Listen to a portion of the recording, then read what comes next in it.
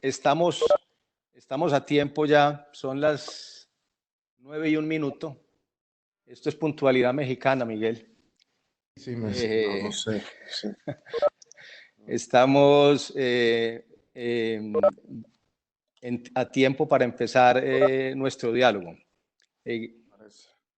Bueno, quiero pues primero saludarlos a todos, a quienes hacen parte de nuestra maestría y también a todas las personas que están conectadas. Nosotros tenemos este formato de clase abierta en donde cuando tenemos, y normalmente tenemos 1 o 2 veces al semestre invitados realmente relevantes, pues además de que compartan de alguna manera su conocimiento y sus procesos pedagógicos con nuestros estudiantes, pues hacemos algunos diálogos abiertos para compartir con la gente. Y en relación también con este momento que hemos tratado desde Urban, en Casa con Urban, de tratar de dinamizar y de compartir contenidos interesantes, no solo para distraernos, sino realmente para reflexionar sobre lo que viene, porque pues este diálogo, yo creo que Miguel y Juan, estamos aquí con Miguel Robles Durán, quien en este momento está en Nueva York. Ya voy a hacer una breve reseña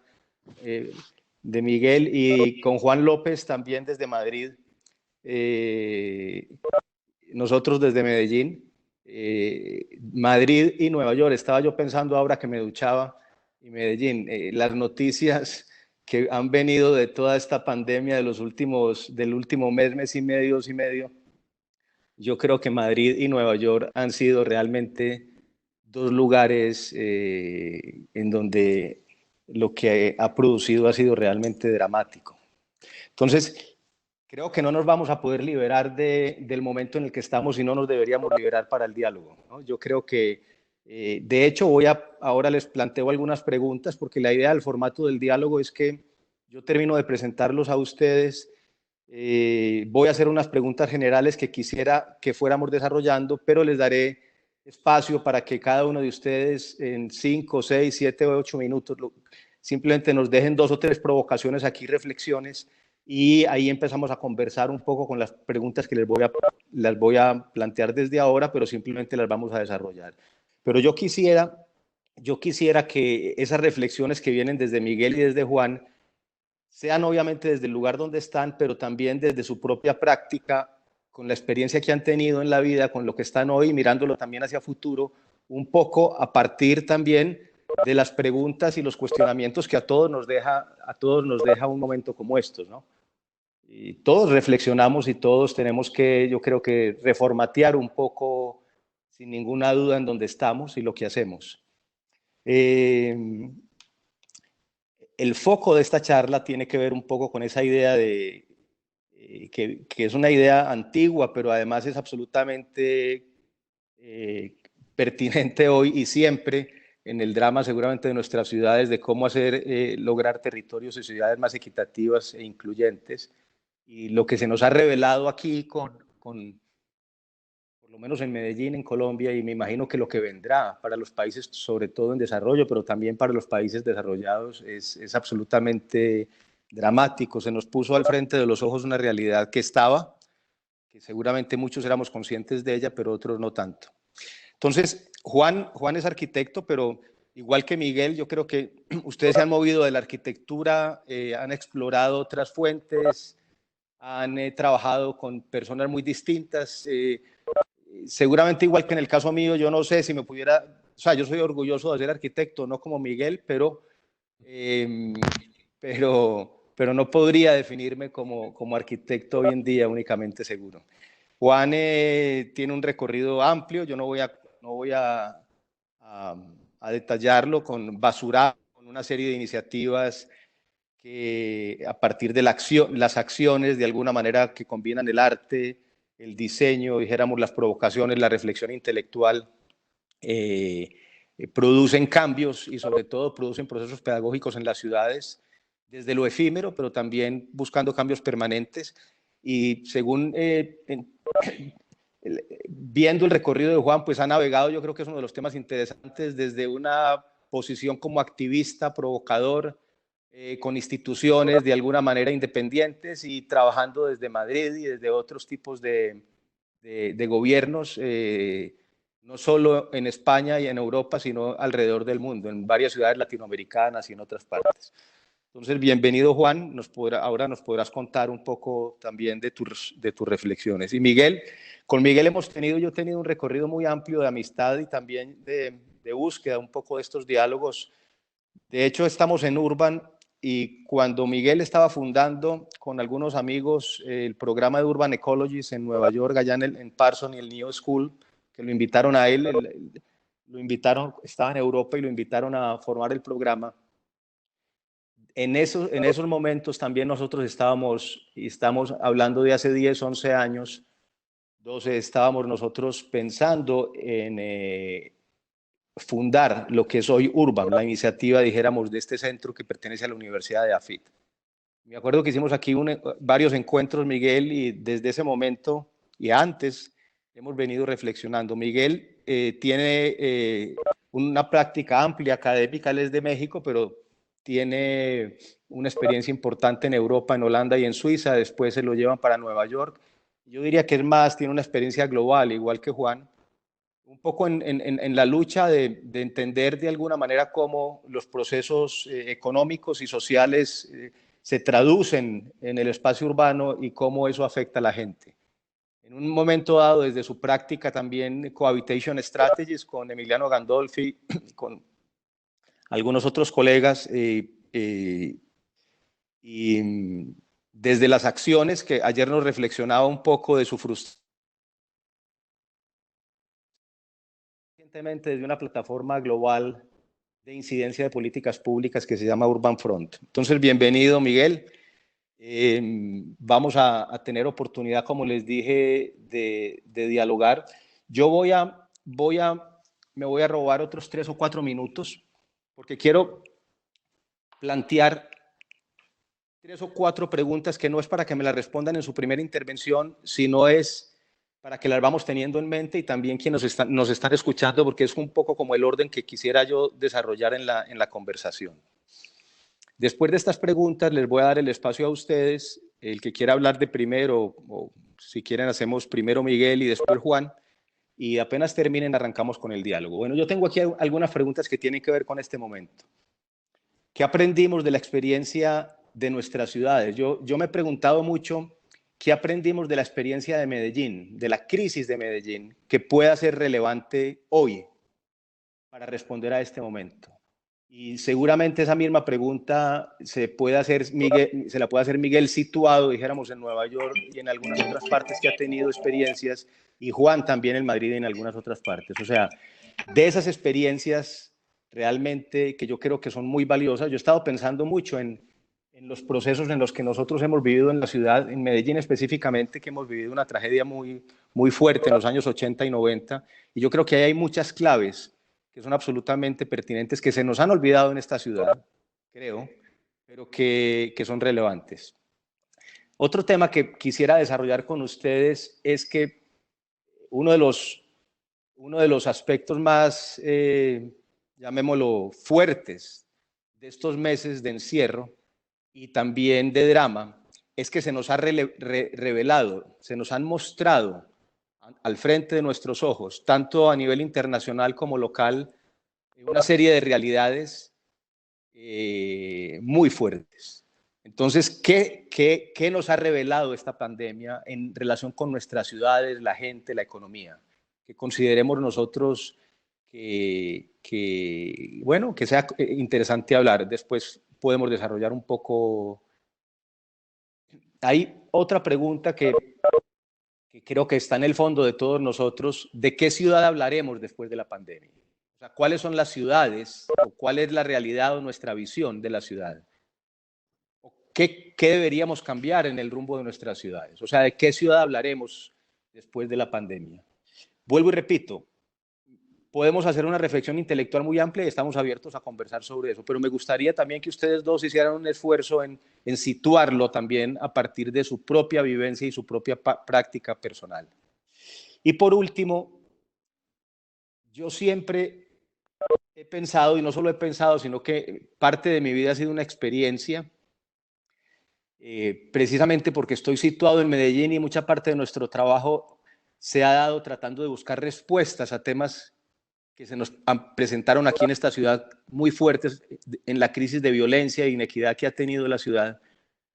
Entonces yo soy un convencido que las crisis son un espacio de oportunidad extraordinario y que además nos muestran y lo vemos, respuestas, acciones, alianzas, plataformas extraordinarias, que no deberían ser temporales.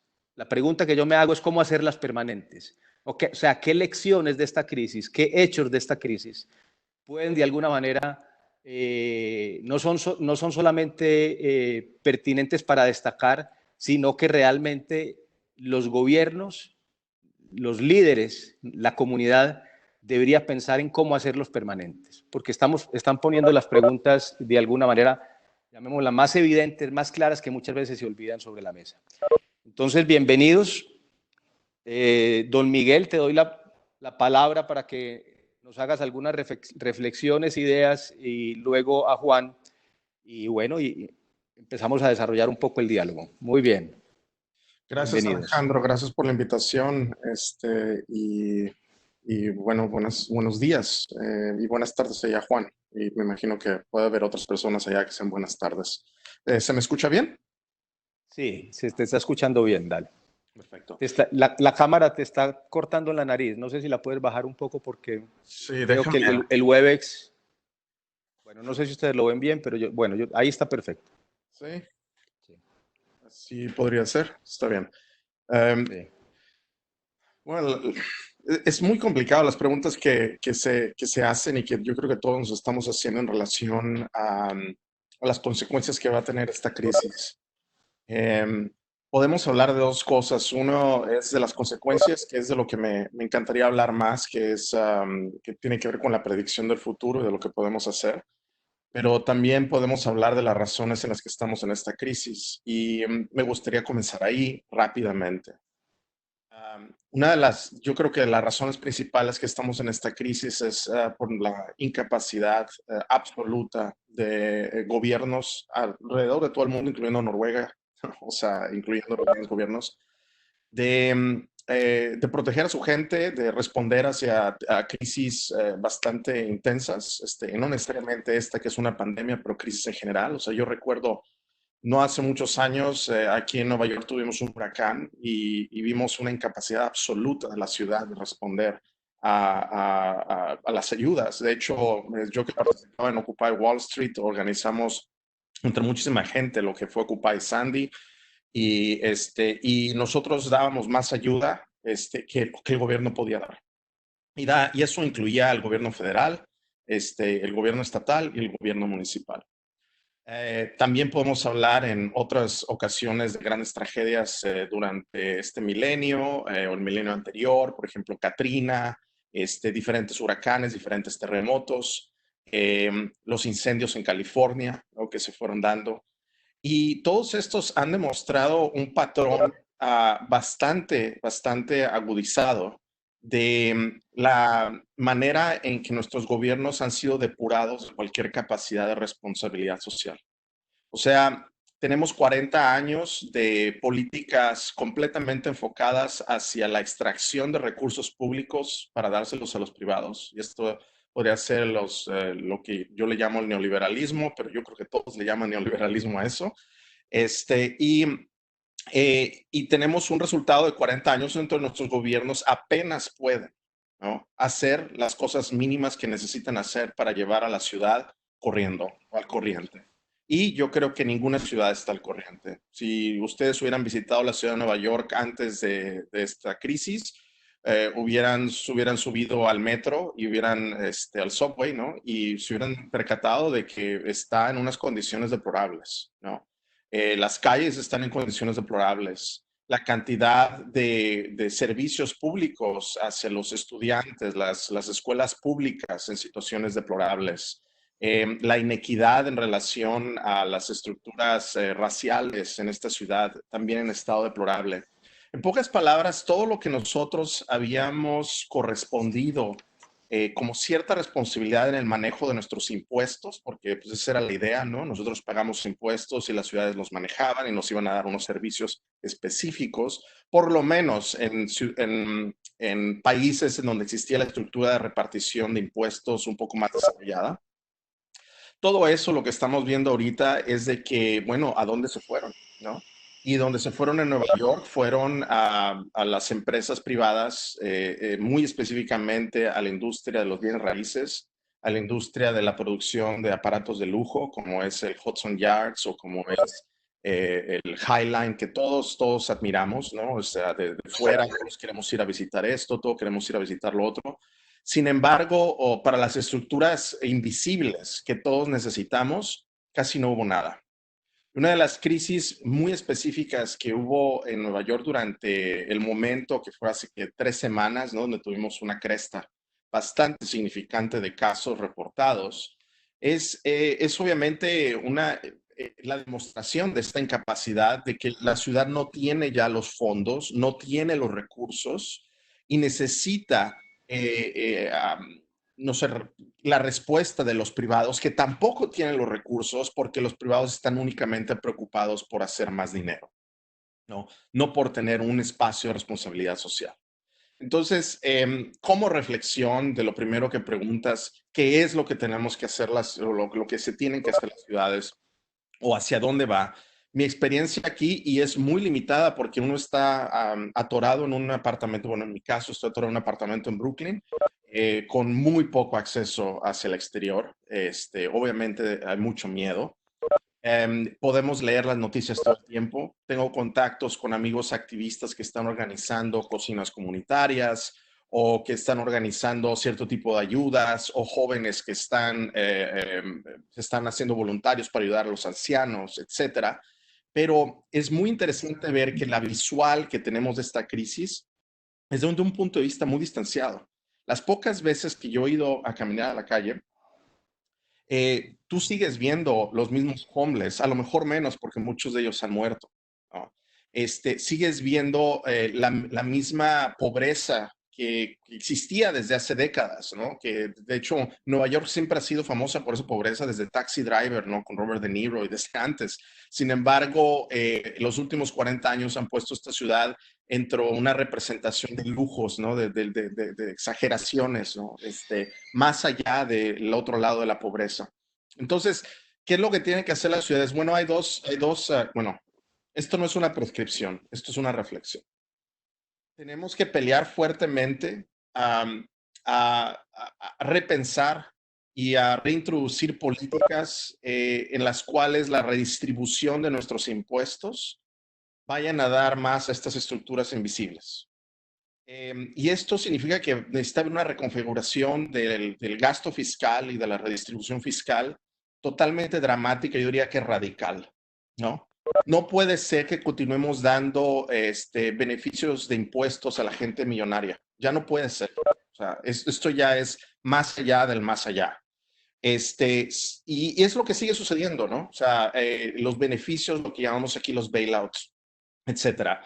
Entonces, bueno, necesita haber una reconfiguración increíble si es que creemos todavía en la estructura del gobierno, que esa es otra pregunta muy interesante, porque lo que sucede en estas crisis, lo que ha sucedido en las crisis anteriores que nos ha enseñado la historia, es que empiezan a crecer unidades comunitarias de automanejo, de autogestión, porque estas unidades pueden mantenerse unidas y no necesitan al gobierno, ¿no?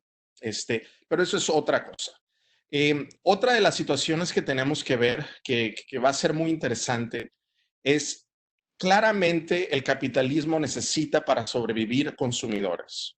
Y ahorita la economía está en una condición, yo creo que peor que, no sé, la era moderna. Y va a estar, y es lo que todos tenemos que entender, que vamos a estar en unas condiciones económicas bastante extrañas.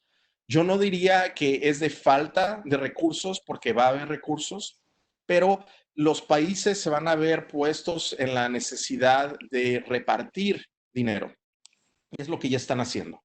Y no lo están haciendo porque son benefactores y quieren ayudar a la gente, sino porque tienen que continuar activando la economía que ha sido golpeada por esta crisis, ¿no? Ahora, el problema que vamos a ver es de que si este dinero va unido a políticas populistas, ¿no? Nacionalistas, y eso es lo que está sucediendo, ¿no? O sea, ustedes pueden ver en la Comunidad Europea, cada país ya está por sus propios cuellos, ¿no? O sea, ya la idea de la Comunidad Europea como estructura, ¿no? Que se iba a ayudar, se colapsó en relación a este virus, ¿no? Hay países del norte que están votando en contra de los países del sur, ya, ¿no? De ayudas, etcétera. Y se está empujando políticas nacionalistas, yo diría que de mucho cuidado, ¿no? Es de mucho cuidado. Lo mismo sucede aquí. Hay políticas ciudadanistas, ¿no? En donde Nueva York en contra de Estados Unidos y empiezan a haber políticas muy enfocadas a ese populismo en relación al dinero que se está regalando a la gente, ¿no? Ahora, Estados Unidos regaló dinero, $1,200 por persona, por adulto, este mes. No se sabe cuánto dinero más va a regalar. España, en este caso, que nos puede platicar un poco más Juan, está entrando en lo que muchos de la izquierda estaban soñando hace pocos años, que era el Universal Basic Income, ¿no? Que es el ingreso universal, ¿no? Básico. Y hay otros países que lo están planteando. Ahora, quiere decir que la economía está tan golpeada que va a haber la necesidad de hacer esto. La pregunta es, ¿qué va unido a esta repartición? Porque no es la misma visión que se tenía a la izquierda de tener una repartición general, aunque yo nunca fuera muy partidario a apoyar esta repartición universal de la manera en que Silicon Valley lo está empujando, pero claramente los términos han cambiado, ¿no? Y eso es a mí lo que me interesaría mucho saber, y predecir o tratar de pensar en estas nuevas estructuras económicas en donde hay una base de política de Estado que está repartiendo dinero para mantener una economía viva. ¿Hacia dónde va ese dinero y hacia dónde lo tenemos que vincular? ¿Lo tendríamos que vincular de nuevo al ultraconsumo, el que todos nosotros estábamos ocupados? ¿Tendríamos que vincularlo de nuevo a las estructuras turísticas que todo el mundo estamos acostumbrados? Yo estaba muy acostumbrado de todo esto, a todas las maneras insostenibles, absolutamente sostenibles, no nada más desde el punto de vista ambiental, desde el punto de vista social. Y parece ser que toda la publicidad va orientada hacia que con ese dinero tenemos que consumir y tenemos que ser turistas y tenemos que hacer todo esto. Yo pienso que necesitamos un cambio absolutamente, pero paradigmático en relación a cómo gastamos, cómo empleamos el dinero y que sea de una determinación mucho más sustentable, social, ambiental, etcétera, que también otras líneas nos están enseñando. Entonces, para mí las preguntas grandes son esas dos, ¿no? Es una, el enfoque económico, ¿no? Y el otro es el enfoque fiscal, que al final las dos son de enfoque económico, ¿no? La redistribución, las políticas de redistribución fiscal que se tienen que ser reestructuradas y las políticas de consumo, ¿no? Que posiblemente en esa parte nosotros tenemos mucho más posibilidades de influir, ¿no? En las políticas de consumo, ¿no? Y en esto estoy hablando consumos, organizaciones alternativas, en relación a la comida, la distribución de la comida, que ahorita es un tema muy grande, ¿no? Las economías solidarias, etcétera. Me estoy alargando mucho, Alejandro, pero yo creo que esos son los dos espacios donde yo quisiera enmarcar mucho la visión del futuro de la ciudad. Muy bien, gracias Miguel. Te sugiero que creo que ahorita se te cortaba la... Sí, me estaba emocionando y estaba subiendo la cámara, pero Exactamente, te sí. emocionas mucho, pero bueno, si es emoción, entonces está bien, porque entonces vamos, vamos midiéndola aquí, vamos midiéndola. Bueno, Juan, bienvenido Juan. Te doy el espacio un poco para que nos dejes aquí tus reflexiones e ideas. Muchísimas gracias en primer momento. Lo primero, sobre todo, agradecer la invitación y la oportunidad de estar en esta conversación, que a mí me parece un privilegio. Y además muy interesante también de la manera de enfocar. Es verdad que la tesitura en la que estamos parece que lo envuelve todo y es muy difícil salirse de ella, pero a la vez también es una oportunidad muy buena para repensar y para hacer esa gestión de crisis de la que hablabas, Alejandro, nada más empezar. Agarrándome a justo lo que acaba de comentar, estaba pensando, bueno, pues que por un lado, cuando lo enfocabas desde el enfoque económico, veíamos la responsabilidad del individuo y la responsabilidad del Estado, ¿no? Desde esos dos enfoques económicos, uno relacionado con el consumo y otro relacionado con la gestión de los recursos, ya sea a través de los impuestos o a través de pues eso, redirigir ese caudal de dinero y hacia dónde. En Madrid, en concreto, que hemos tenido mucho, bueno, pues sí que ha sido como uno de los focos grandes, también hay que decirlo porque había muchas residencias gestionadas desde el capital privado, residencias de ancianos, que han supuesto prácticamente un porcentaje altísimo, no solo en Madrid, sino también a nivel estatal. Es decir, que de nuevo ahí ese capitalismo del que hablabais, ¿no? Al principio, de ese neoliberalismo que ha ido liberalizando los cuidados, ¿no? Los cuidados de los mayores, los cuidados de los pequeños, los cuidados de la comunidad pública, etcétera, ha tenido como un espejo brutal, en nuestro caso, en las residencias de ancianos. Entonces yo creo que es como también una forma muy dramática, pero a la vez una imagen, ¿no? Una fotografía muy clara de todo lo que estáis comentando antes. A mí me gustaría también reflexionar, y aprovechando que estamos en un marco académico, sobre, bueno, pues cuando decíamos de quién es la responsabilidad, y luego dentro de las responsabilidades que se pueden ir discerniendo más o menos, ¿no? Y donde hay como más sistemáticas y luego más individuales, también el posicionamiento de cada uno dentro de esas responsabilidades, ¿no? Es decir, desde dónde he ejercido yo, qué he podido hacer o qué he podido estar haciendo en estos tiempos para sumar hacia un lugar o sumar hacia otro. Si me he quedado en el problema o me he quedado en la solución. Si he podido ejercer una capacidad crítica que haya permitido unas narrativas distintas, o si por el contrario he estado más pendiente de la acción o he estado más pendiente del sujeto, de mí como persona. Lo estoy hablando todo de forma muy abstracta, pero por ejemplo puede ser como elementos muy concretos, ¿no? Es decir, ¿por qué hago lo que hago, yo como profesional o como individuo o como estudiante, como centro académico, y qué aporta lo que hago? Yo creo que son dos preguntas interesantes en la tesitura de crisis en la que vivimos, porque creo que es casi inevitable no tener un momento para preguntárselo, ¿no? Cuando tú ves quiénes son indispensables, ¿no? En esta crisis y quiénes son totalmente prescindibles y cómo los valores económicos no se ajustan en absoluto a esa escala de necesidades, creo que es casi inevitable compararse y decir, a ver, mi trabajo, ¿qué aporta? Y, y donde yo consumo, qué aporta también, ¿no? Mis gestos y mis movimientos, hacia dónde están yendo. Yo creo que eso es importante. Y luego también creo que cuando hablamos de cómo, cómo se está gestionando la crisis, creo que, por ejemplo, nosotros también en Madrid hemos tenido hemos recibido unas lecciones impresionantes de los movimientos sociales y de cómo la capacidad ciudadana para llegar a los lugares donde ni la empresa pública ni el sector, o sea, ni las instituciones públicas ni el sector privado estaban llegando, y cómo ahí ha llegado muy rápidamente, con mucha flexibilidad y de una manera muy adecuada y sensible, la ciudadanía. La ciudadanía entendida desde muchas maneras, ¿eh? No solo como el ciudadano libre, sino como las asociaciones, las fundaciones, los mercados, la pequeña empresa, el pequeño comercio, etcétera, ¿no? Creo que ahí hemos recibido todos una demostración muy grande de cómo se puede autoorganizar y gestionar para dar respuestas inmediatas.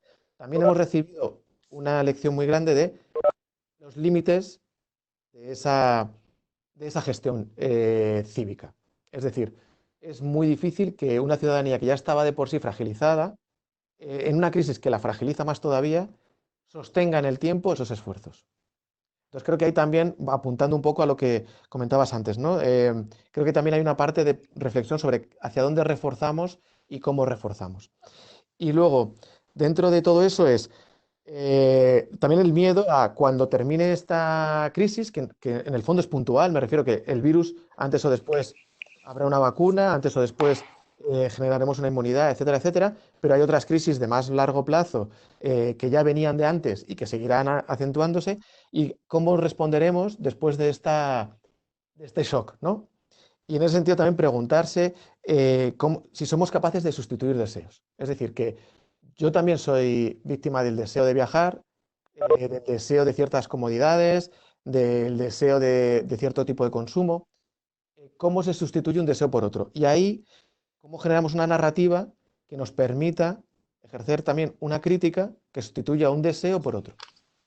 Eh, bueno, entonces son preguntas también que comparto porque sí que me interesan. Y dentro de todo eso, pues, si queremos o no, poder acotarlo más a la profesión y en nuestra situación personal, y también a los entornos a lo mejor en los que estamos, como puede ser ahora mismo las instituciones públicas, las instituciones privadas o la propia academia, ¿no? Cómo la academia está aportando o no en un sentido o en otro. ¿Quién tiene cierto liderazgo? Está, ¿quién tiene responsabilidad? porque aquí ha habido muchas responsabilidades que se han ido blanqueando a lo largo del tiempo, ya sea por un apoyo claro en una dirección o por una falta de crítica en otros aspectos. Entonces yo creo que también son como temas que se pueden abordar, pero por tampoco enrollarme mucho, simplemente por hacer un mini panorama de preguntas que me hago y que me atormentan. Así que a mí me cuesta dormir estos días también, supongo como a todos. Y es Yo, que te empiezas a vagabundear por ciertas preguntas. yo creo que todos estamos atormentados y cuestionados, Juan. Miguel, yo creo que, bueno, pero a estos momentos hay que ponerle, yo creo que buena cara en el sentido de que son oportunidades también. Entonces, ustedes nos dejan aquí realmente, el trabajo de este diálogo va a ser eh, qué desarrollamos de las ideas que están sobre la mesa para poder dejar algo útil, porque realmente, pues, como es natural por un momento tan crítico que estamos viviendo, yo creo que los temas todos son muy de fondo. Y también, un poco como la invitación también, como esto es una clase abierta que hace parte también de nuestro programa de maestría en procesos urbanos y ambientales en Urban, pero es abierta, quiero decir, aquí hay muchas otras personas conectadas, pero también como desde nuestro propio saber, nuestra profesión o dijéramos, nuestra acción, pudiéramos situar un poco las reflexiones. Entonces yo vuelvo, ustedes nos han dejado aquí varias preguntas, yo voy a volver a alguna que hice yo que tiene que ver con varias ideas que ustedes desarrollan. Realmente cuando nos invitan y me invitan a mí a compartir un poco la experiencia de Medellín y nos preguntan, bueno, la gente quiere como unas recetas de solución y los procesos son mucho más complejos, son más híbridos, son realmente procesos que se tienen que construir en el tiempo, que hacen parte de la vida de las personas y que realmente requieren mayor sensibilidad y capacidad de darle sostenibilidad, ¿no?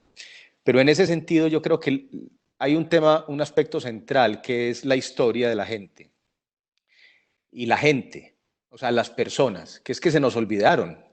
Y lo que se nos están poniendo dijéramos, lo que se ha revelado es que la ciudad es de la gente. Y que está conformada por historias personales, familiares, social, de grupo, etcétera. Y en ese sentido, una de esas reflexiones y temas o ideas que a mí siempre me gusta pensar un poco en el proceso de nuestra ciudad en Medellín tiene que ver un poco con la potencia del relato y también de poner sobre la mesa la pregunta correcta. Porque es que el problema que tenemos normalmente en la mayor parte de los gobiernos, y ustedes lo decían ahora, ¿qué es lo superfluo? ¿Cómo vamos a gestionar el consumo en un futuro? ¿Cómo nuestros hábitos van a incidir en eso? Realmente, ¿qué va a cambiar en nosotros? Tiene mucho que ver también en esa idea de, llamémoslo, de vida, de historia y de historia común e individual que las sociedades son capaces de construir. Y una crisis como esta debería permitir poner no solo la pregunta o algunas de las preguntas centrales, sino un nuevo relato en la ciudad, en la sociedad, que se traduce, y nosotros, por eso vuelvo yo, en lo que tiene que ver un poco con nuestras propias profesiones, cada uno desde su profesión, se traduce en el caso nuestro en muchos temas que tienen que ver con movilidad, con producción de alimentos, con proximidad, con conectividad, con equidad y justicia ambiental, justicia espacial, etcétera, pero eso tiene que ser emocional también, tiene que traducirse, dijéramos, en una historia que convoque, en un relato que convoque. Y ese enfoque en donde cómo hacemos políticas públicas, acciones que tengan un impacto de replicabilidad y de escala amplio, pero que sean sensibles a la gente, a las personas. Es que nos olvida siempre que las personas son el centro de esto. No sé, Juan o Miguel, si quieren replicar un poco esta reflexión. Yo, si os parece justo, voy a recoger un poco el guante y también la frase que dice un colega, un compañero de profesión y amigo, que muchas veces habla de estamos buscando soluciones, y es verdad, yo ahora estoy participando en un proyecto europeo precisamente para afrontar la crisis climática y donde hay muy diferentes instituciones. Y se está buscando cuáles son las nuevas maneras de enfrentarse a este drama climático que vivimos, porque lo que se ha hecho hasta ahora desde un punto de vista científico, político, etcétera, no está funcionando. Y lo que dice este compañero es, las soluciones ya están ahí, lo que pasa es que están invisibilizadas. Entonces, y habla de lo pequeño, habla de ir a la unidad más pequeña, a la unidad cívica, por decirlo de alguna manera, más pequeña, que puede ser esas conexiones entre diferentes ciudadanos.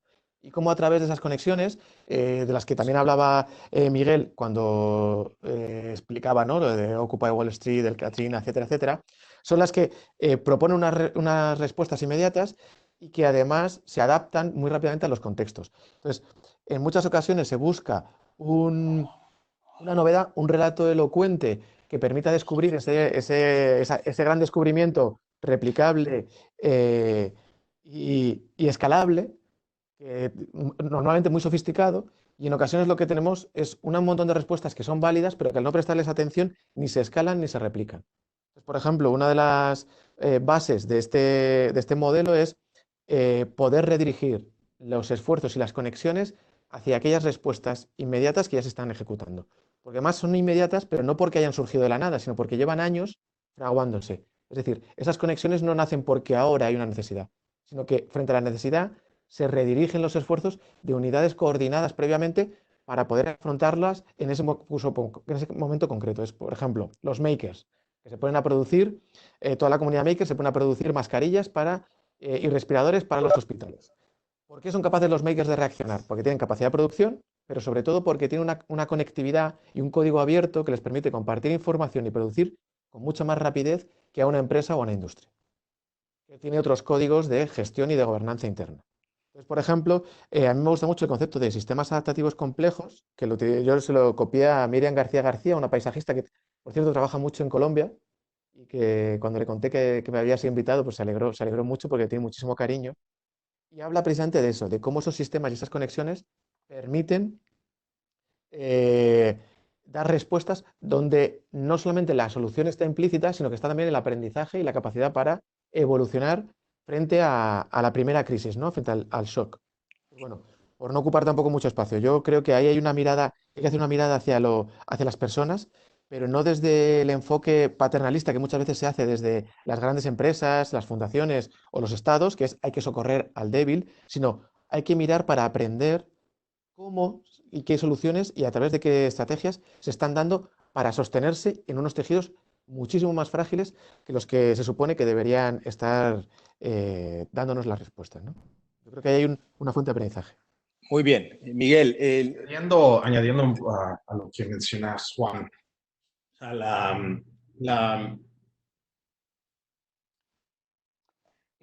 yo tuve una experiencia, ¿sí? No, ¿Sí? no, dale, sigue tú, sigue, pero no te vemos, ok, ya te vemos en la cámara, dale. Imagino que tú también, Juan, porque esa ha sido tu práctica, pero de mi práctica por muchísimos años, se ha enfocado a trabajar con comunidades y procesos pequeños en diferentes ciudades alrededor del mundo. Con un espíritu alentador de poder apoyar los procesos y los organizativos que se generan dentro de las comunidades, pero también como una gran necesidad de generar herramientas que les ayude a pelear al Estado, o en este caso, bueno, al Estado neoliberal, ¿no? O sea, que era a través de los desplazamientos, de los procesos de gentrificación, de los procesos de represión laboral, etc. Yo llegué a un punto en donde fue aproximadamente hace 2, 3 años, en donde me desilusioné mucho de mi práctica en general. Mucho porque teníamos grandes ideas, y yo creo que todas las ideas, no todas, pero un buen número de ideas que tuvimos son increíbles, son absolutamente realizables, y no fueron ideas de nosotros, fueron ideas, como tú dices, que estábamos traduciendo el conocimiento que existe ya en la base, pero que el gran número de estas ideas no podían ser implementadas porque simplemente no existía la política pública para apoyar estas ideas. Entonces, yo, a pesar de que sigo confiando y creo que debe hacerse un trabajo paralelo con las comunidades, yo honestamente creo que también debe haber un trabajo muy fuerte y posiblemente que es donde más nosotros nos hemos ahuyentado, porque habemos muchos que tenemos prácticas urbanas que ya por décadas estamos trabajando con base y con comunidad.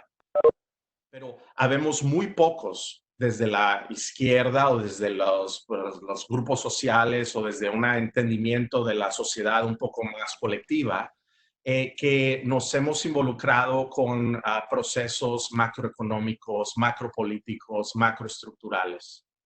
Y para mí ese es el punto más vulnerable de nuestra práctica, ¿no? Y el punto más vulnerable de cualquier práctica que podamos hacer, como tratar de enfatizar los procesos comunales o los procesos organizativos de base, ¿no? Tenemos que generar nuevos conocimientos de acercarnos, nuevas maneras, nuevos puntos de aproximación hacia tener ingestión en la política, en la macropolítica, en la macroeconomía. Porque nadie de nosotros sabemos cómo hacer eso mucho. Los neoliberales saben muy bien, esto sí te puedo decir, porque en eso están enfocados. Pero nosotros, perdidos un poco en el aspecto comunitario, nos hemos distanciado mucho del conocimiento de cómo ingerir la política pública en general. Porque sin esta política pública reformada, adaptada, radicalizada, va a haber muy poco que se pueda hacer en la base, porque nos vamos a topar con las mismas barreras, ¿no?, que nos hemos topado en las últimas décadas de trabajo comunitario que hemos hecho. Entonces, yo creo que no es decir que lo que estás diciendo, Juan, está mal. Al contrario, tenemos que seguir empujando el conocimiento de la base y los conocimientos de los sistemas complejos que tú manejas, pero a su vez tenemos que adentrarnos muy seriamente dentro de las estructuras macropolíticas, macroeconómicas, macroestructurales, porque el cambio tiene que ser, o no el cambio, bueno, la transformación que buscamos tiene que venir de estos dos lados. Juan, yo voy a entrar aquí con dos reflexiones, a ponerle un poquito de fuego a la conversación, porque voy a poner las palabras de Miguel de forma más radical, como las puso ayer, porque ahora está siendo muy políticamente correcto contigo. Es público esto. Muy bien.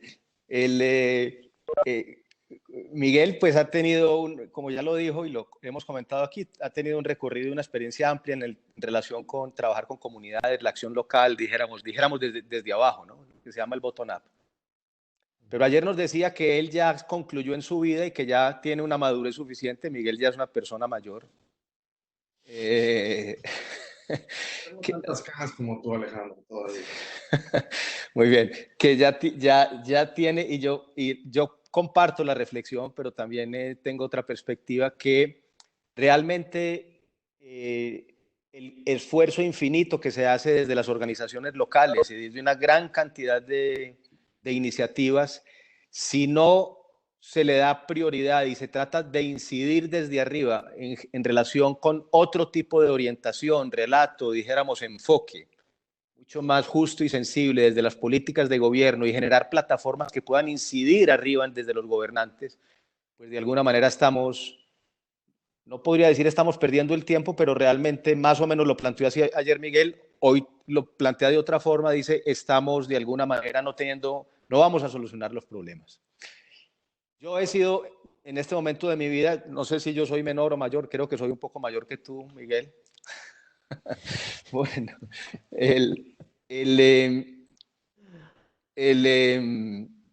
yo he llegado a una conclusión personal, ya de alguna manera más modesta podría decirse, es que realmente hay un error muy grande en que la mayor parte de los enfoques para muchas de las respuestas siempre se piensa, dijéramos, a escala muy grande, equivocadamente, pero también lejano de la realidad y no fortaleciendo realmente y construyendo a partir de ese conocimiento local, fortaleciendo la capacidad viral de replicación de alguna manera de muchas acciones locales.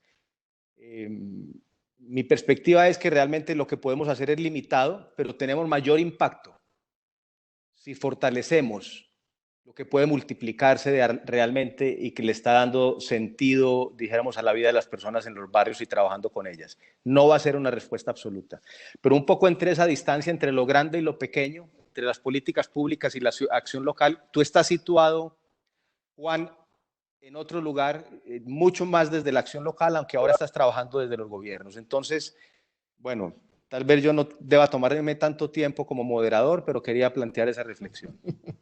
Sí, yo te recojo la palabra, el fuego, la llama y lo que y la sensación de edad también. Cansancio en ocasiones. Pero nosotros, yo seguro que lo sabéis, pero bueno, nosotros en España hemos tenido unos momentos también de muchísima devolución de lo que implica moverse desde abajo y de los procesos bottom-up, ¿no? Los procesos de base. Nosotros hace 4 años tuvimos unas elecciones donde se presentaron muchísimos partidos ciudadanos, es decir, que no pertenecían ni a la izquierda ni a la derecha, ni tenían una tradición política, y ganaron las elecciones. Y de hecho, Barcelona, Madrid, Valencia, Zaragoza, Coruña, es decir, muchas de las ciudades más grandes de España estuvieron gobernadas durante 4 años por partidos que habían nacido desde la participación ciudadana. Esos partidos no nacían de la nada, sino que tenían una trayectoria previa que venía precisamente de movimientos más pequeños, más atomizados. Pero ese movimiento atomizado, tan arraigado al territorio, había provocado también mucho efecto contagio. Yo soy de naturaleza muy optimista y lo sé. Es decir, yo soy demasiado. O sea, mis compañeros tienen problemas en ese sentido muchas veces por esa forma de pensar y de vivir la vida. Pero también es verdad que yo he visto cómo la ciudad de Madrid, la capital de España, una de las países de Europa, estaba dirigida por gente que estaba hacía 3 días deteniendo desahucios, trabajando en grupos de consumo, diseñando cajas de resistencia. Es decir, que sí que, por un lado, totalmente de acuerdo en que hay que afectar a los espacios de poder. Si no los afectas, es muy complicado que las transformaciones sean profundas y no superficiales o cosméticas. Por otro lado, también creo que hay muchas formas de afectar a esos espacios de poder. Creo que se está viendo ahora, ¿no? En el momento en que el tuit los memes, ¿no? El tuit que decía, desde que compramos lo imprescindible, la economía se ha venido abajo, ¿no? Es decir, qué frágil es este sistema cuando aparentemente tiene todas esas fortalezas. Y por otro lado, también integrarse dentro de ese sistema es muy reaccionario, es muy difícil, pero a la vez, por lo menos aquí se ha conseguido. Y se ha conseguido aquí, también se ha conseguido en Italia, se ha conseguido en algunos otros lugares de manera también puntual, ¿no? Los conocidos como municipalismos. Entonces, también estoy muy de acuerdo en que el relato es muy necesario y que el relato ahora mismo tiene dueños, tiene nombres y apellidos y desde ahí es donde más se machaca y se ejecuta. Creo que también que eso se resuelve con educación, con una educación crítica, y creo que ahí los espacios educativos y formativos tienen muchísima importancia. Y ahí aludo de nuevo a las universidades como centros de conocimiento que, que tienen que fortalecer esos espacios críticos y, y que, por ejemplo, en España han sido muy maltratados y también han ido perdiendo capacidad crítica con el tiempo. Y en cuanto al relato y las narrativas, que son las que nos permiten construir preguntas, también ver cómo pues eso, desde dónde se articulan, ¿no? Y el poder de la base para poder redirigir esas narrativas. Bueno, pero no me contestaste la pregunta, Juan, en relación con las acciones. Bueno, Miguel estaba planteando la reflexión, no quiero volver sobre ella, pero lo dejo ahí, un poco del tema, dijéramos, de incidir desde arriba realmente en el gobierno, pero también en tu experiencia que has tenido con las limitaciones que planteas siempre de cuestionarte y aprender del error y de alguna manera de estos procesos, la capacidad de alguna manera de la acción local y de la gestión local, ¿no? Sí, yo por poner a lo mejor un ejemplo muy concreto, nosotros en la crisis que tuvimos en 2008, la crisis económica que fue se notó mucho en Madrid y en los barrios más pobres del sur, más todavía. Yo soy de un barrio del sur, yo nací allí, mis padres son profesores, los dos, y me tocó justo por casualidades del destino hacer un proyecto en uno de esos barrios, justo en el barrio donde yo había nacido, el barrio San Cristóbal, al lado de donde yo nací. El objetivo del proyecto era ser totalmente autónomo, es decir, se llamaba autobarrios para decir, tenemos lo que hace falta para generar autonomía, para redirigir nuestros recursos. Muy ambicioso, muy, muy idealista también. Pero es verdad que el proyecto no era ser autónomo, quiere decir no contar con nadie, sino ser autónomo quiere decir que tomar las decisiones desde nuestras capacidades y a partir de ahí invitar al resto de actores a sumarse. De manera que, por ejemplo, era ocupar un espacio y recuperarlo. Primero, a organizar a las asociaciones y comunidades vecinales. en torno a un deseo común o a una falta de deseo común. Una vez que te habías autoorganizado y habías empezado ya tenías el apoyo vecinal, ir poco a poco infectando al resto de socios que podían sumarse. Por ejemplo, el espacio abandonado estaba al lado de un espacio industrial. Esa zona industrial también había sufrido la crisis y estaba repensándose. Bueno, pues acudir a esa industria, a ese consorcio de industrias locales y decirles, oye, nosotros vamos a hacer esta intervención en este espacio, que casualmente es el que marca el límite entre vuestra área y la nuestra. Tenéis problemas de prostitución, tenéis problemas de contaminación, tenéis problemas sociales muy bestias y a lo mejor podemos empezar a trabajar de forma colaborada en la resolución de esos problemas asociándonos. Es decir, no queremos vuestro dinero, lo que queremos es ser socios en responsabilidades y recursos. Tú a lo mejor tienes unos recursos de los cuales podemos hacer uso y darle la vuelta a este espacio y empezar a lanzar otro mensaje, otra narrativa, otro relato. En el momento en que se suma la industria, ya puedes ejercer fuerza sobre la administración pública. Entonces puedes ir al político para hablarle de el proyecto que tienes, quiénes están metidos, las transformaciones que se están ejecutando y si se quieren sumar. Yo no quiero tu dinero, yo lo que quiero es que es muy raro que vosotros como administración pública no estéis participando de esto. Se me hace extraño que un movimiento social soportado por los vecinos, que está recuperando un espacio abandonado, que es uno de los espacios críticos desde hace tiempo en el sur de Madrid y que tiene el apoyo de la industria y del tejido industrial, no esté de alguna manera participado por la administración pública. Entonces, es verdad que nosotros hemos trabajado y tenemos una tradición muy fuerte de trabajar con la comunidad y no la hemos perdido, seguimos ahí, pero sí que es verdad que esa traslación poco a poco hacia los espacios administrativos y de poder es necesaria. También es verdad que hay formas distintas de hacerlo. Hay proyectos más integradores, como el que te estoy comentando ahora de Autobarrios, y hay otros proyectos que son mucho más agresivos, de poner el dedo en la llaga y señalar directamente dónde está la ausencia. Y creo que en cada uno de ellos necesitas un tipo de narrativa y te puedes asociar con un tipo de compañero, por decirlo de alguna manera, ¿no? Muy bien, Miguel, Si ¿nos eso podrías responde a tu explicar? pregunta, o me he vuelto tú me No, recoges, ¿eh? Como las ovejas que se pierden, no tengas ningún problema en traerme de vuelta. está muy bien. No, Miguel, porque yo creo que sería bueno que nos contaras también como replicar un poco lo que estamos, de alguna manera, lo que estamos desarrollando aquí, pero sobre todo en explicarnos un poco y a la gente que está conectada esa razón por la cual estás en la iniciativa hoy de Urban Front, con el propósito realmente de impactar las decisiones de alguna manera desde las políticas públicas y los tomadores de decisiones. Sí, yo creo que tiene mucho que ver con lo que Juan mencionaba.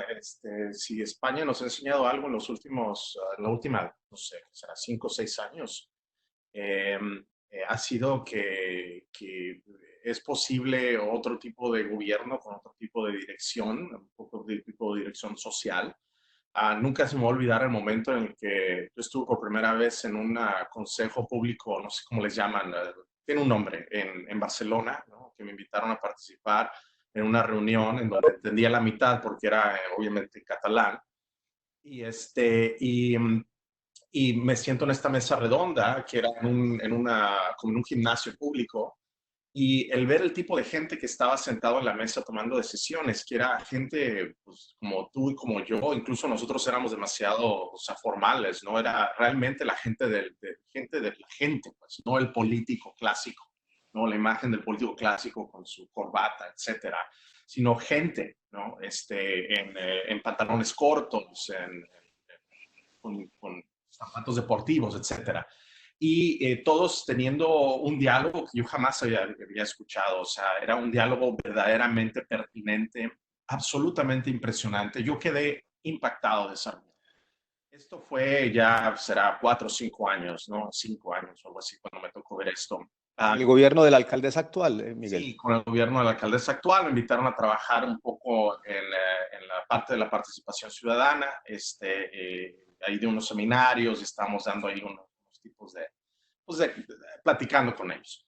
Y eso fue un impacto muy grande para mí entender que cuando me dicen que el gobierno de Barcelona, que es de Ada Colau, que tiene esta dirección, necesita investigaciones específicas urbanas o cuando necesita apoyo o una consultoría, por así decirlo, realmente las opciones que los gobiernos progresivos tienen están muy limitadas hacia las estructuras de consultoría internacional que conocemos como super neoliberales o que nacieron con el neoliberalismo, como McKinsey, por ejemplo. Lo mismo sucedió cuando estaba codirigiendo este centro con David Harvey en Ecuador, ¿no? Que era el CENEDET, en donde te invitamos a ti, creo que en 2 ocasiones, Alejandro. Sí. Sí, bueno, cuando lo teníamos allá al centro, nos sucedía que, bueno, Correa, independientemente de lo que terminó siendo, lo que uno puede pensar de él, en su momento tenía políticas sociales muy importantes, pero los que estaban haciendo su gestión de conocimiento era McKinsey, los que estaban haciendo su gestión de transporte era McKinsey.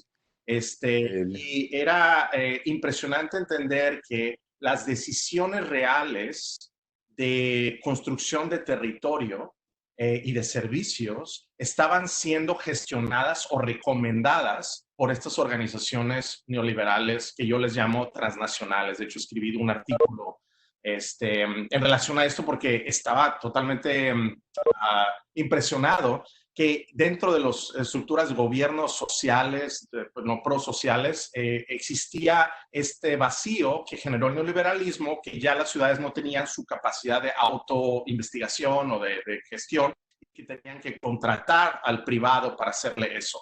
Y las únicas agencias privadas que existían a nivel internacional, pues son estas agencias, PricewaterhouseCoopers, etcétera, ¿no? Entonces, se nos empezó a ocurrir la idea, todo esto fue un diálogo entre David Harvey y yo cuando estábamos en Ecuador, que posiblemente una nueva práctica urbana o lo que es relevante el ser el día de hoy era trabajar para algo muy ambicioso, que era comenzar una competencia en McKinsey, o sea, una consultoría internacional, pero de la izquierda, o sea, prosocial. En donde pudiéramos dar servicios de competencia global con entendimiento global, porque eso es muy importante, porque el capitalismo funciona a nivel global, a organizaciones grandes, fundaciones grandes y obviamente gobiernos de todos los niveles que quisieran trabajar con grupos progresivos, grupos de consulta progresiva más importante. Entonces, de ahí va lo que también estaba diciendo, que no se trata de querer ser lo que somos. O sea, Alejandro, tú mencionas mucho, bueno, yo soy arquitecto, yo soy esto. Yo no creo que en nuestra época o en ninguna época esto Estoy de acuerdo. válido, ¿sí? Tenemos Estoy de acuerdo contigo, sí. ¿no? Tenemos que adaptar nuestro conocimiento para responder relevantemente a las situaciones. Y nosotros creemos, somos un grupo, bueno, tú, ¿qué te puedo decir, Alejandro? Tú estás en eso, pero somos un grupo de 20 y tantas personas, varios de España, varios de otros lados del mundo, que estamos tratando de formar algo que es mucho más diferente de nuestra práctica, pero que sentimos que es relevante. Ahora, esto no es la única fórmula, ¿no? Esto es una ambición y se está formando y vamos bastante bien, pero hay tantas cosas por rediseñar, por rehacer. Y en eso quiero meter también el tema que hablabas, Juan, de la academia. Yo creo que la academia nos ha fallado de una manera impresionante. Hasta hace unas semanas seguían promoviendo las mismas estructuras especializadas, ¿no? De producción, ya sea social, de producción económica, de producción urbana, de producción territorial, ¿no? Se siguen empujando nuestras estructuras súper disciplinares, ¿no? Para no entender realmente la complejidad de estos sistemas, ¿no? Las universidades son súper lentas en responder a este nuevo conocimiento que necesitamos, ¿no? Empujar para que estas nuevas generaciones puedan dar lo que tienen que dar y no se queden en el siglo XX, ¿no?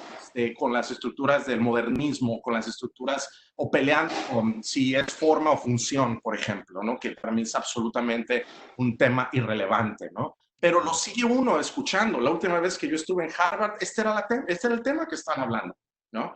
Y uno dice, bueno, es que ¿cómo puede ser que nuestras estructuras de educación continúen en estas cosas tan podridas, ¿no? Tan putrefactas, ¿no? Que son remanentes de un nivel de capitalismo que ya no es presente y que la comunidad no entiende. Entonces, a lo que voy es lo que es muy importante para todos, y si queremos salir con alguna fórmula, no va a haber fórmula, pero lo que tiene que salir de esta plática es de que todos tenemos que reinventar nuestras prácticas en este momento. Tenemos que pensar para qué somos buenos y en qué manera podemos contribuir, ¿no? Para reconstruir o para imaginar un futuro mejor, porque como tú dices, ahorita es un momento especial para esto. Va a haber muchas cosas malas que salen de esto, pero hay una cantidad impresionante de oportunidades que se están abriendo, ¿no? Todos nos estamos concientizando de nuestra humanidad, ¿no? Y eso puede ayudar mucho a generar ideas que realmente se queden, ¿no? Entonces, no nos podemos quedar estáticos, ¿no? Y tenemos que reinventarnos. Lo que estábamos haciendo hace 10 años, yo creo que no es relevante, ¿no? Pero bueno, eso ya está por verse. Me emocioné mucho. Te fijas que me empezó a emocionar. ¿Cómo extraño esto? Si hay algo que extraño del no poder hacer. Por ejemplo, la semana anterior debería haber estado en un debate con la ciudad en Santiago, ¿no? Haciendo ahí consultas y eso, y yo estaba todo triste, ¿no? Y esto, te juro, me saca la vida porque pues, hablas con otras perspectivas. Es muy importante. Qué bueno, Miguel, ¿no? Pero es que uno de los temas centrales es la pasión. Yo creo que realmente si nos movemos con lo que nos apasione, seguramente más adelante. Bueno, Juan, no sé si quieres comentar algo de lo que estaba hablando Miguel. Sí. Sí, me encanta más. A mí me apasiona la pasión porque es lo que permite... Lo que nos mueve, lo que nos mueve. Sí. Y más Sí, sobre todo sí. con tanto distanciamiento donde no hay piel. Entonces, Sí, sí, sí. o lo reenfocas hacia otro tipo de empatía y de sinergia o te pudres. Entonces, bueno, yo estoy encantado y de hecho por eso me entraban ganas de saltar según hablabas para continuar, ¿no? Había un tema que a mí ahora que estamos con el tema del cambio climático, uno de los debates que hay es dónde se invierte el dinero del cambio climático. Voy a llegar a donde tú estabas, pero por un rodeo. Y decían,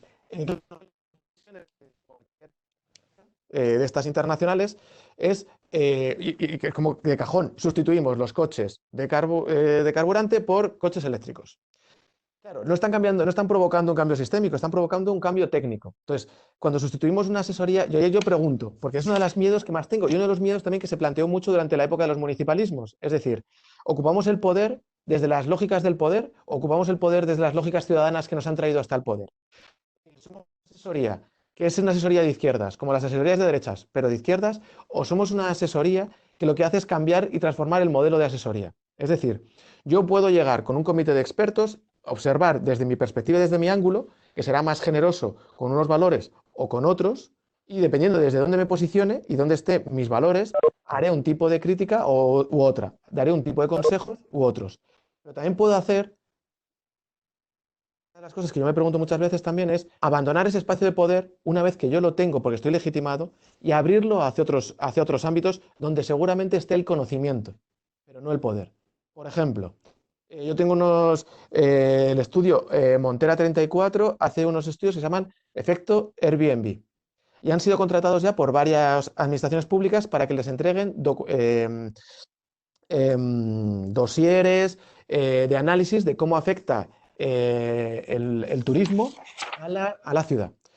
La manera en la que ellos hacen estos análisis y devoluciones es abren un taller de 5 días, invitan a expertos en gestión de datos y acceso a datos, invitan a todo el que quiera sumarse y a partir de ahí los que participan en el taller, que son cualquiera de nosotros, que no tienen ni idea ni de datos, ni de ciudad, ni de Airbnb, ni de nada, llega y dice, ¿qué preguntas tenéis? Y plantean preguntas, no respuestas, preguntas. Yo quiero saber cómo afecta Airbnb a mi bar que lo tengo en tal calle. Bueno, pues la pregunta, ¿cómo afecta a los negocios? Segunda pregunta, ¿qué más tenemos? Hacen todas esas preguntas, ven qué datos podrían ayudarles a responder a esas preguntas y luego cómo se podrían visualizar esos datos. A través de este taller tú estás formando a una ciudadanía en la importancia de la transparencia y el acceso a los datos, la importancia en el acceso y la transparencia a la visualización de esos datos y la importancia de crear preguntas detrás de las cuales no hay una respuesta ni una ideología, sino que hay una inquietud.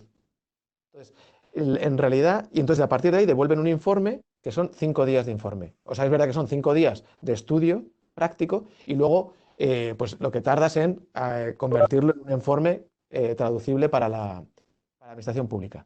Pero ahí de repente la voz y el enfoque ya no es desde los expertos que vienen con sus trabajos, estudios, etcétera, muy legitimados a devolverte una visión, sino que viene y se abre. Estoy utilizando un trazo muy gordo, muy grueso, pero bueno, era como por también poner encima de la mesa que una cosa es ocupar los espacios y otra cosa es cómo los ocupamos. y que eso ha sido una fuente de debate muy grande en España cuando se llegó con realidad a esos espacios. Por un lado, con qué actitud llegas y por otro lado, cuáles son tus capacidades de moverte dentro de esos espacios. Por también un poco ponerse en la otra circunstancia, que es, como tú bien dices, Miguel, las instituciones han estado gobernadas por gente que tiene una mentalidad que ha estado favoreciendo un tipo de interpretación de la ley y un tipo de leyes que cada vez van más a favorecer a un tipo de poder y que es más difícil deshacerse de él para poder apostar en el otro sentido, ¿no? Entonces, bueno, que tampoco hay que ser ciegos. Pero bueno, dentro de esa no ser ciegos, también ser conscientes de cuando ocupamos los espacios, desde dónde los ocupamos. Porque yo que soy arquitecto, los arquitectos tenemos un ego por formación y por educación, que aunque lo pongamos en el espacio comunitario, en la izquierda o en la derecha, sigue estando presente. Y hay un momento en el que los arquitectos estamos educados para tener soluciones y respuestas, aunque sea escuchando a otros, pero somos nosotros. Entonces, por eso digo que también que cuando hablabas de esa asesoría que estabais montando, yo me he emocionado y según me estaba emocionando, me he acordado de lo que pasó en muchas ocasiones de una de las grandes críticas a los municipalismos, real o no, pero eh, ¿estás sustituyendo un poder por otro poder o estás transformando desde dentro un modelo de una forma de ejercer el poder? Muy bien. Miguel, ¿quieres replicar algo? No, no, es un excelente punto. Sí. Y obviamente es súper complicado. Como nosotros nos montamos en bueno, yo, no todos, de hecho, no todos los de Urban Front, pero yo estoy muy montado en la teoría marxista, ¿no? Análisis marxista. Y en el marxismo existe una metodología que le llaman el materialismo dialéctico, ¿no? Y todo lo que tiene que ver con dialéctica, lo que nos enseña es que no existen soluciones para nada, ¿no? Y que todo está en movimiento y que todo está en transformación. Entonces, nosotros, bueno, yo no creo en soluciones, yo creo en adaptaciones, ¿no? En tratar de gestionar un proceso, ¿no? Por eso siempre hablábamos del diseño de procesos, Alejandro, que es muy diferente a la teoría positivista de la solución, ¿no? Que es, ok, vamos a solucionar los homeless. Los homeless no se pueden solucionar, ¿no? Siempre va a haber dinámicas que van a empujar este tipo de cosas, ¿no? Entonces, ¿cómo vamos a mejorar políticas de amelioración? Esa es una. El segundo punto yo creo que es muy importante que tú dices, y es muy real, es cómo se hace la consultoría. Y eso es ahora que estamos ya en la carne, ¿no? O sea, en el asador, o sea, ya tenemos todo o para los vegetarianos, no sé, podría ser el apio en el asador. Ya que estamos en eso, claro que lo estamos viendo como un proceso de transformación muy gradual, ¿no? Es imposible entrar hacia un sistema de gobierno, a un sistema de gobierno y proponer algo radicalmente diferente, porque eso no es lo que quieren y nunca vas a tener una comisión de parte de ellos, ¿no? Tenemos que entender que los gobiernos de izquierda, digamos, el de Ada Colau, por ejemplo, la gran parte del Consejo Ciudadano no es de su partido, ¿no? Y ellos también aprueban y ellos también tienen votos, ¿no? Entonces, es muy interesante cuando uno está practicando o queriendo practicar en este nivel, cómo tienes que adaptar tus lenguajes, ¿no? Y cómo tienes que entender que es un proceso muy gradual de transformación. Y lo que va a ser muy importante para nuestra agencia, para Urban Front, es no perder la conciencia, pero lo bonito es de que pues, la gente que es parte de esto creo que tiene una conciencia de décadas que espero que no se le vaya, pero que es muy fácil perderla en lo que tú dices, Juan, ¿no? Que es que de pronto te comienzas a responder de la manera exageradamente igual, o sea, la misma manera en la que responde un McKinsey o un Bloomberg Associates o Boston Consulting o lo que sea. Y es algo que nos emociona mucho, pero obviamente da mucho miedo porque te estás metiendo en un espacio de poder en donde hay mucho peligro, ¿no? Es un espacio lleno de predadores, lleno de alacranes y serpientes, en donde vamos a tener que hacer muchos compromisos y otros no. Y eso es yo creo que lo que más nos excita, pero lo que más nos da miedo, ¿no? Porque es imposible meterse en esos espacios sin tener gestión con esos animales reptilianos. Y a mí me gustan las víboras, entonces no sé por qué estoy diciendo esto. Pero, en fin. Yo ahí tenía también otra pregunta, porque es verdad que los procesos de cambios pero a la vez también hay ciertos gestos como monolitos o icónicos que ayudan a reforzar un mensaje en una dirección. Muchas veces esos gestos no son transformadores en profundidad, pero sí que sirven para reforzar un mensaje, aunque luego tu mensaje sea mucho más lento y suave y la transformación profunda vaya por otro camino y otra velocidad. También dentro de esa experiencia que me cuentas, que a mí ya te digo, me tiene muy ilusionado, saber cómo, si manejáis esas velocidades dentro de lo que acabas de contar del relato, que es claramente uno de los retos, ¿no?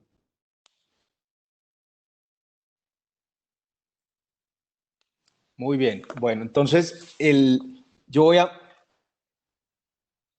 comentar algo sobre lo que ustedes están diciendo. Yo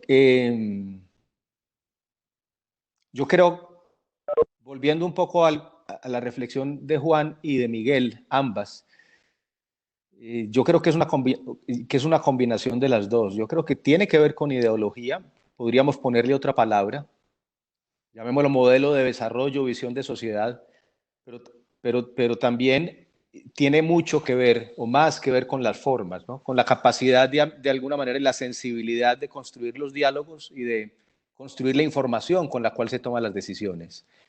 Pero llamémoslo ideología o no, yo creo que el cambio fundamental que es necesario y que esperamos que se acelere con esto, pienso yo, tiene que ver con que seamos conscientes de las consecuencias reales, no llamémosla de consumo, teóricas o que no las comunican, sino de las consecuencias reales de las acciones que hacemos y realmente de qué consecuencias generan los procesos económicos en los que estamos inmersos, porque no vamos a tener tiempo de desarrollar esto, no es el caso en este momento, ya no nos queda mucho tiempo, pero la expresión de nuestras ciudades, la expresión de Madrid, donde estás tú, Juan, la expresión de Nueva York, de Medellín, quiero decir, cómo está la ciudad, cómo se espacializa la ciudad, en dónde se localiza la gente, en dónde se localizan los servicios, las infraestructuras, las inversiones. Esto no estamos inventando ni diciendo nada nuevo para la gente, eso es una consecuencia del modelo que hace de alguna manera que tenemos desde hace décadas, bueno o malo, pero que se traduce realmente en la forma física y en la forma de habitar las personas la ciudad. Entonces, indudablemente esas fuerzas mayores, porque uno lo que puede hacer seguramente es remediar procesos, la exclusión y la inequidad, la injusticia espacial, los guetos que se generan, etcétera. Pero hay fuerzas superiores que son los modelos en los que estamos inscritos que van produciendo de alguna manera esos problemas. Entonces yo creo que sí tiene que ver un poco los modelos gruesos y de fondo en los que está de alguna manera apoyado, dijéramos, nuestra vida y nuestros gobiernos.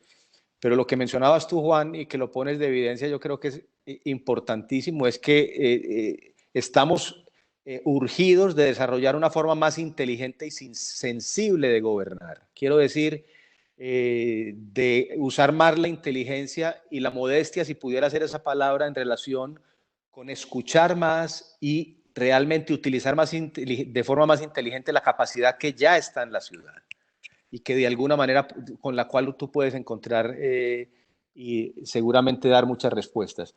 Yo quisiera en esta última parte del diálogo plantearles como la última reflexión que tiene que ver con algunas de las cosas que hemos dicho, que es de qué ciudad hablaremos después de la pandemia. O sea, cómo va a cambiar si pudiéramos iluminar o ustedes pudieran afirmar que lo creen realmente, pero también necesario, uno o dos aspectos y profundizar un poco sobre ellos, de cómo debemos, pero cómo creemos que vamos a cambiar.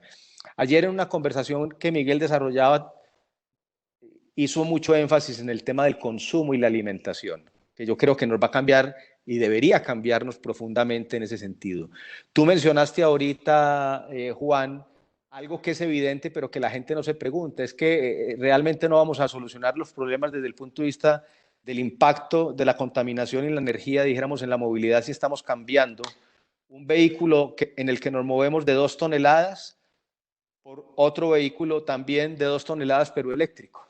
O sea, quiere decir, nos vamos a seguir moviendo eléctricos, pero una persona individual con 2 toneladas arrastrando 2 toneladas de peso. Y no estamos pensando realmente en el cambio de costumbres, de usos, de movilidad, de proximidad, de servicios, de trabajo, dijéramos, de otras cosas.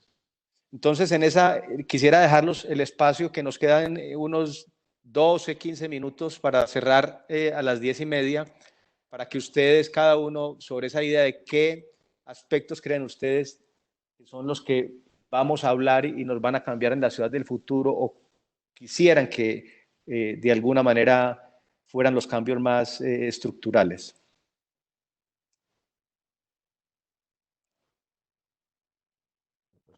Si quieres, yo me lanzo. Bien. Ahora, por ejemplo, siguiendo con el ejemplo del coche, una de las, y también con la situación que vivimos ahora mismo con el virus, creo que a nivel de relato, también el virus da una oportunidad muy grande para hacer cambios dramáticos sin afectar o sea, sin significarse demasiado. Por ejemplo, em, el, por poner ejemplos como muy terrenales y muy tontos siempre.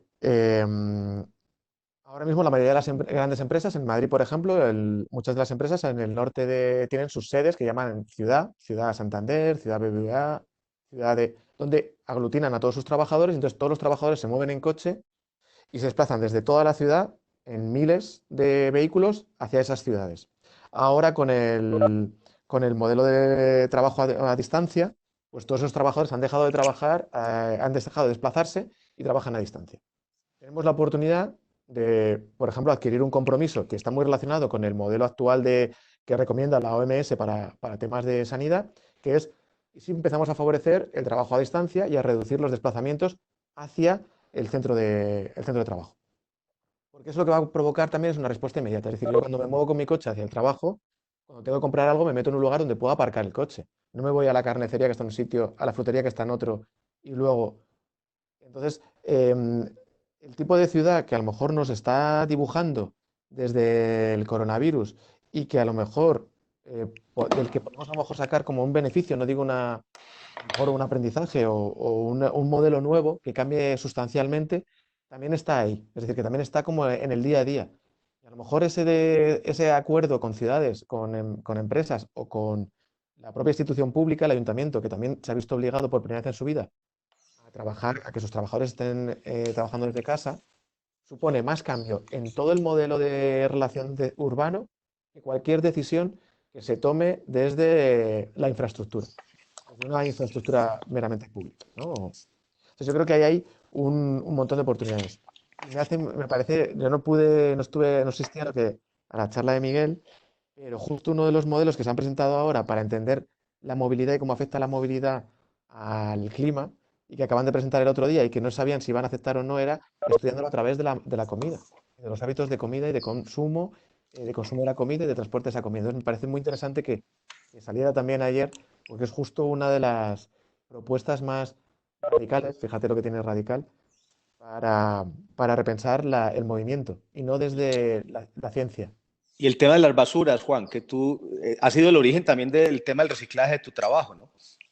Sí, yo el tema del residuo y el residuo cero como un modelo de cambio, nosotros lo hemos trabajado desde hace 20 años partiendo de la base de qué es basura, ¿no? Del concepto subjetivo de lo que es útil y lo que no es útil, cómo se puede aplicar eso a un modelo de objetos, a un modelo territorial, qué espacios son basura, qué espacios no son basura, y a un modelo también de personal, es decir, qué comunidades y qué personas son basura y qué comunidades y qué personas no son basura, ¿no? Y entonces, dentro de ese modelo, el desplazamiento de los residuos también es otro de los que genera más estrés y más desigualdades dentro de la propia ciudad. Yo ahí, claro, joder, es que si me lanzas ese hueso, Alejandro, no. no. Puedes redondearlo, tienes tiempo para redondearlo un poco y después le damos el espacio a Miguel. De forma breve. Me iba a lanzar, pero sí, sí, sí. Pues hombre, yo creo que ahí hay un modelo de... Cuando hablamos es que a mí la basura me parece como... El otro día salió una discusión sobre qué son los bienes comunes y quién está pensando en los bienes comunes. Quiénes lo piensan desde la privatización, quiénes lo piensan desde la potencialización, etcétera. Y ahí estaba el residuo que siempre se queda a un lado, que es justo como el anticomún, ¿no? A lo que todos producimos pero que nadie quiere. Cuando en realidad, ¿no? Que es como justo lo contrario de un bien común, que es lo que nadie produce, no lo producimos ninguno, está el sol, la lluvia, los ríos, pero todo el mundo desea servirse de él, ¿no? Y el residuo como, como un potencial, tanto a nivel narrativo como a un nivel real, y como una de esas oscuras, oscuras en cuanto a que no se ve, invisibles más que oscuras, espacios que mueven la ciudad, que transforman la ciudad y transforman territorialmente y las personas y la economía, cómo afecta profundamente a la economía. Muy bien. Miguel, te doy la palabra también para que cierres y yo al final me despido simplemente, pero para que desarrolles tu reflexión y tu provocación. Gracias, Alejandro. Voy a comenzar desde la unidad de la casa, ¿no? Que es donde todos nosotros afortunadamente estamos, porque también hay mucha gente que no tiene. Hay una gran cantidad de gente que no tiene. En mi vida en la casa, yo espero que sea transformada completamente. Me he dado cuenta lo poco que trato de activar mi casa como una maquinaria que me empuje la vida, ¿no? O sea, no sé. El día de ayer estaba pasando un momento muy, muy bonito y es lo que he estado haciendo, tratado de hacer muy, muy seguido, es tener más convivencia con mis hijos, ¿no? Y nos pusimos a hacer galletas, por ejemplo. Nunca me había puesto con ellos a hacer galletas, ¿no? He disfrutado mucho más el hacerme un café, ¿no? El sentarme a leer o a simplemente escuchar música, ¿no? A reflexionar. Creo que mi vida era demasiado rápida y esto me ha ayudado mucho a reflexionar con lo lento, ¿no? Y apreciarlo. Obviamente no quiere decir que no quiero salir, me estoy muriendo de ganas de salir a la calle, de ver a gente, ¿no? Pero hay cosas que estoy aprendiendo mucho de mí, y estoy aprendiendo mucho también con mi familia, que es bien interesante, porque también la unidad de familia es una unidad muy conservadora desde un punto de vista ideológico, ¿no? Pero también pues tenemos que aprender a convivir y a gestionar. Entonces yo creo que yo espero que las ciudades que vienen después de esto, todos estamos metidos en esto, ¿no? Claro, yo tengo la fortuna de tener una estufa y tener los ingredientes para hacer unas galletas, entonces también estoy hablando desde un punto de vista muy privilegiado, ¿no? Sin embargo, sí quisiera yo ver una ciudad en el futuro, es de que los integrantes de la ciudad hayan sido transformados a entender la velocidad, ¿no? Por así decirlo. Entonces, yo visualizo una ciudad, estoy siendo súper positivo y utópico, en donde ya no va a haber esta presión de velocidad, de correr hacia el metro, ¿no? De la ciudad, donde todos nos estamos empujando, en donde nos vamos a dar más tiempo de salir del trabajo, de caminar, de pasar tiempo en la casa, de pasar tiempo con la gente que queremos, ¿no? Porque si hay algo que Nueva York me hizo desde que yo me moví aquí hace 10, 11 años, 11 años ya, es de que veo poco a la gente que quiero y veo más a la gente que no quiero, ¿no? Es absolutamente absurdo, ¿no? Es absolutamente absurdo. Entonces, hay gente que extraño mucho que quisiera estar con ellos y amigos, ¿no? Y tener más convivencia. Entonces, yo creo que espero que todos aprendamos de esto en ese sentido, ¿no? Que la idea de tener una ciudad es de que estamos cerca, ¿no? Lo que odio de estas plataformas es que a pesar de que nos acercan, pero yo no puedo sentir que te estoy escupiendo o que lo que tú quieras, ¿no? O que te estoy oliendo.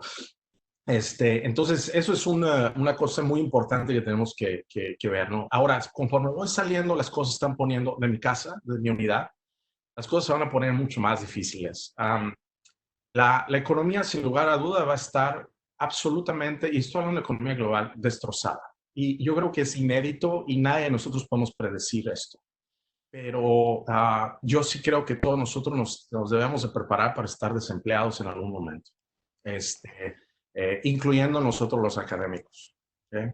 Que suponemos que tenemos, hay esquemas de transformación impresionantes que no están dentro de nuestro control. Y yo estimo que la ciudad se va a organizar en dos planos paralelos. Uno va a ser el plano en el que los capitalistas van a estar tratando de mantener la riqueza que ellos tienen, la riqueza que controlan, Entonces va a haber planos de consumo interesantes que se van a reorganizar basados en esta repartición de dinero, etcétera. Pero por otro lado, va a haber, por simple hecho de supervivencia, unidades colectivas que van a surgir en las ciudades donde van a haber tomas de espacios, ¿no? Por ejemplo, yo sí puedo visualizar aquí en Nueva York el squat regresando, por ejemplo, la organización comunal, las organizaciones de servicio, las cocinas comunales, los servicios de distribución de alimento, los jardines, ¿no? Para generar vegetales de consumo. O sea, veo como un espacio de reterritorialización en base a una sobrevivencia. Ahora, la pregunta es, ¿esto se va a quedar o no? ¿No? Porque lo que nos enseñó, desgraciadamente, las tragedias de Occupy Sandy y eso es de que teníamos estos espacios autónomos, ¿no? En donde había una autoayuda y eso, pero una vez que todo iba a la normalidad, que es precisamente lo que no debemos de regresar a, pero todos queremos esa normalidad, no sé por qué, una vez que todo estaba como, todas esas estructuras de apoyo social, no todas, pero muchas, se difuminaron. ¿No? Yo creo que esta crisis es tan intensa y tan inédita y única en la época moderna que posiblemente se van a retener muchas de estas prácticas. ¿No? Todos hemos tenido tiempo de reflexionar. Entonces, veo y estimo que la ciudad se va a dividir en estas dos maneras de desarrollo, ¿no? En una, en donde va a ser más los sistemas colectivos de apoyo, ¿no? En la manera que nos podamos imaginar. Y por otro lado, el capitalista tratando de seguir, ¿no? Entonces va a ser una batalla. Entonces prácticamente la ciudad va a ser como una especie de situación de guerra económica y social, ¿no? Y tenemos que adaptarnos a pensar que así va a ser, porque no veo, o sea, realmente es muy difícil pensar que va a existir otra situación. Cuando nosotros vemos el nivel de desempleo que existe en este país, o sea, que ya está aproximándose a los 30 millones de habitantes, ¿no? Cuando es un país que tiene 150 millones de habitantes que producen, o sea, que trabajan, ¿no? Etcétera, es un porcentaje altísimo y esto no va a pasar nada más que subir. Estamos viendo la bancarrota de diferentes organizaciones y empresas que eran fuertísimas, ¿no? O sea, que tenían, por ejemplo, la institución aquí en Nueva York de Macy's, ¿no? Que emplea no sé cuántos cientos de miles de personas, esta tienda departamental, está en la bancarrota. ¿No? Va a haber muchas bancarrotas y va a haber muchas reconfiguraciones, ¿no? También lo que yo espero, y esto es lo que mi utopía mayor, es de que todos los que estén desempleados y los que a lo mejor estaremos desempleados, entendamos que nos están regalando la libertad, ¿no? ¿Y qué vamos a hacer con nuestra libertad? Es la pregunta. Éramos esclavos, ¿no? Del salario, éramos esclavos de lo que nos determinaban los demás y tenemos un momento de emancipación posible. Claro, dentro de no tener dinero, no tener alimento, es muy complicado, pero algo que se gana es no depender de estas instituciones totalmente opresivas como McDonald's o todas estas organizaciones que están despidiendo a su gente, ¿no? Y lo que es muy interesante es que si tú lees el periódico, se estima de que, no, ya queremos que toda esta gente vuelva a trabajar en McDonald's, ¿no? O sea, ¿por qué van a querer? O sea, tienes el espacio para repensar, ¿no? O sea, ¿qué tipo de economía, qué tipo de solidaridad, qué tipo de estructura quieres vivir? Y cómo podemos aprovechar esa libertad que nos va a dar la crisis que se viene, porque se va a venir. Ahora, es muy diferente cómo va a atacar y cómo va a presenciarse, yo creo, en el norte, o sea, bueno, las partes más desarrolladas económicamente. Por ejemplo, aquí en Estados Unidos puede imprimir dinero a lo estúpido y no va a pasar nada. De hecho, eso es lo que está haciendo. Trillones y trillones y trillones y no pasa nada. Sin embargo, los países del sur va a ser muy diferente porque no tienen esa capacidad de paridad. Entonces, yo lo que estimo que va a suceder en el sur es de que va a haber desarrollos endógenos mucho más intensos. ¿Por qué? Porque no va a haber esa capacidad de intercambio global a la que todos estamos acostumbrados. O sea, el peso colombiano, si Colombia empieza a regalar dinero, el peso se va a doblar en contra del dólar, no va a poder tener acceso a productos afuera de Colombia y va a tener que existir una reproducción interna, ¿no? De la economía, ¿no? Entonces, yo creo que lo más interesante posiblemente suceda en los espacios menos industrializados o con más problemas económicos, porque su única manera de abordar esto va a ser crear una economía secundaria interna, que es lo que ha hecho Cuba, ¿no? Y lo que hizo Venezuela, lo que hace Venezuela, que tienen dos monedas. Y eso hablaba un poco ayer en mi plática, ¿no? Sin embargo, en los países del norte va a querer basarse en esta economía existente, que es la economía, ¿no?, del capital y de los intercambios, etcétera. Entonces, nos espera unos años bastante interesantes y esperemos sobrevivirlos. Yo espero sobrevivirlos porque yo siento que a pesar de que es terrorífico lo que se nos avecina y las muertes que hemos tenido, creo que no puede haber un espacio donde trabajemos con más esperanza.